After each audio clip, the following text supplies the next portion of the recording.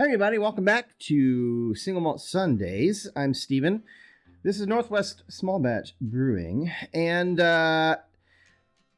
something ain't right on this table. Here's the thing.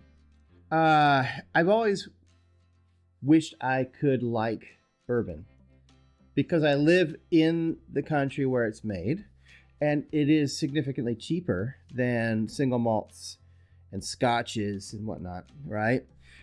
So it would be a lot less expensive, but I have just never had a bourbon that I was like, damn, I love this, whiskey. So I was like, I wonder, every now and then I think, like, is there one that I might like? So I'm going to try this one. And I know it's not a single malt, and it doesn't really fit this, segment. But I don't hate bourbon drinkers. I just don't seem to like bourbon. So anyway, let's get into this one and see what I think. All right. So, by the way, I was looking for something that a single malt or a Scotch drinker would like in a bourbon. Meaning, I want something that I can drink neat. I want something that has a lot of flavor, but isn't unbelievably sweet and cloying. And this supposedly is the ticket. This is Woodford Reserve Double Oaked. Double oaked means that they start this the way they always start bourbons, in new American oak, and then they finish it in lightly charred, heavily toasted oak barrels. So it goes from one barrel to another. And let's see. What did I find out about Woodford? They've been around since 1812. This one seems a little bit gimmicky to me. I mean, that's before the United States became the United States. So I just don't know. I don't know. I think that they may be trying to squeeze a few years out of this.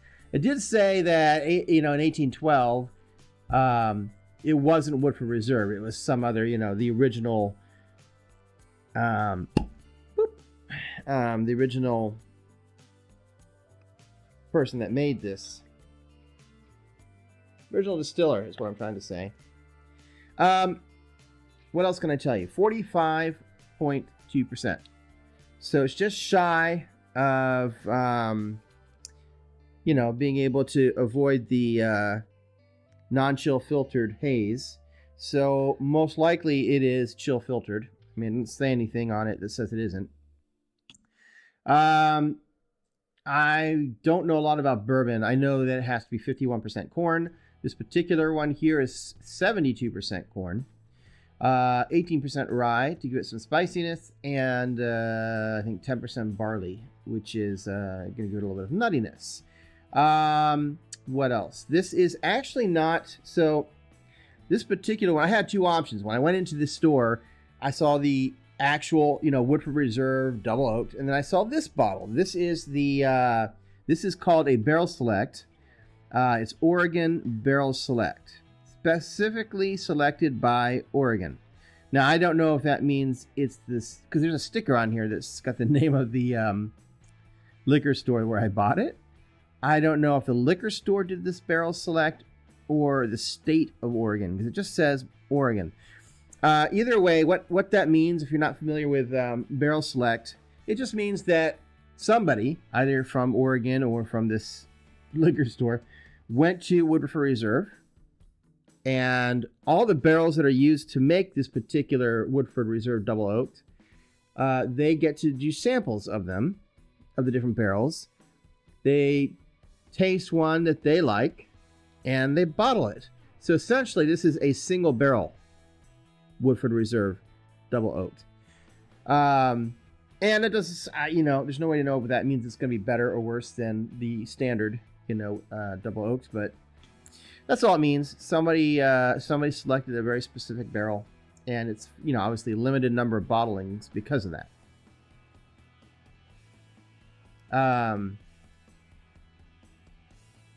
So right off the bat, I'm a little put off here.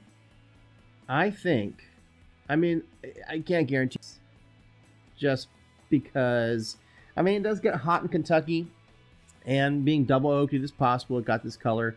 I know the Balcones whiskeys get a dark color from natural because of the heat and the so it could be natural. It could be natural, but this is awfully dark. Even for a color, whiskey that has coloring added, this is awfully dark. I'm not getting a lot of great aroma off of this, to be honest with you, compared to a Scotch or single malt. It's kind of flowery. It's just, yeah, there's not like a lot of, there is like some like cinnamon butter sort of smell like buried in there. But honestly, not a great nose, in my opinion.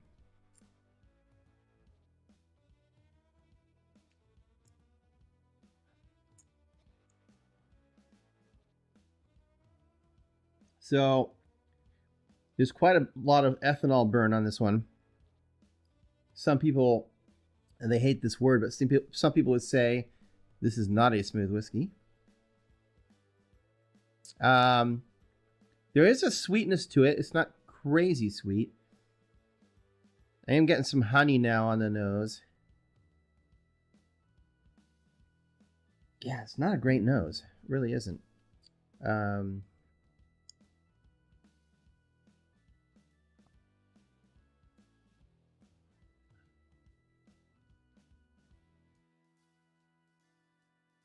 Not great. There's a bitterness. There's a bitterness on the finish that just lingers. Yeah, I don't like that bitterness. I won't say this is terrible. I mean, I've had scotches that are worse than this, so it's not that it's terrible. I'm gonna go and try some water in the hopes that it's gonna do something for this. It has a very long finish, and that finish is quite bitter. So I'm gonna put some water. This will disperse some of the. Let's do one more drop. What the heck? Live dangerously. I don't know. It's some people say they get leather and smoke, but I'm not getting anything like that. For the nose, the water literally just sort of increased the floral smell that you get off the nose. There is sweetness on the nose now in the background, but it's not kind of like a cinnamon sugar, like brown sugar sweetness. I haven't done this little trick.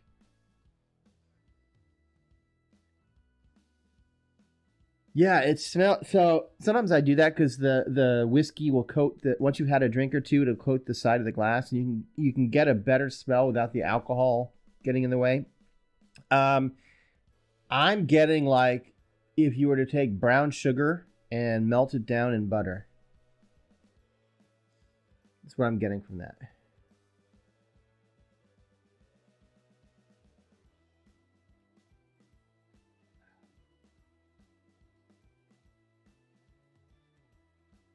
Yeah.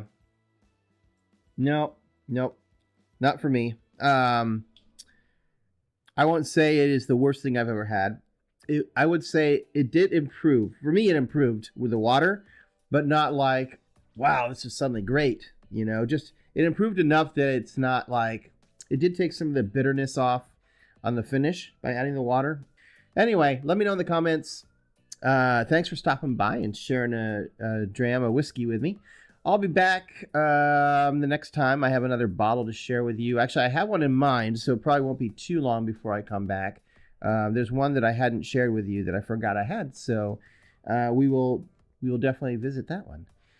So I'll see you in I don't know, a few weeks, a month, the next time I have a bottle that I can share. And until then, sláinte.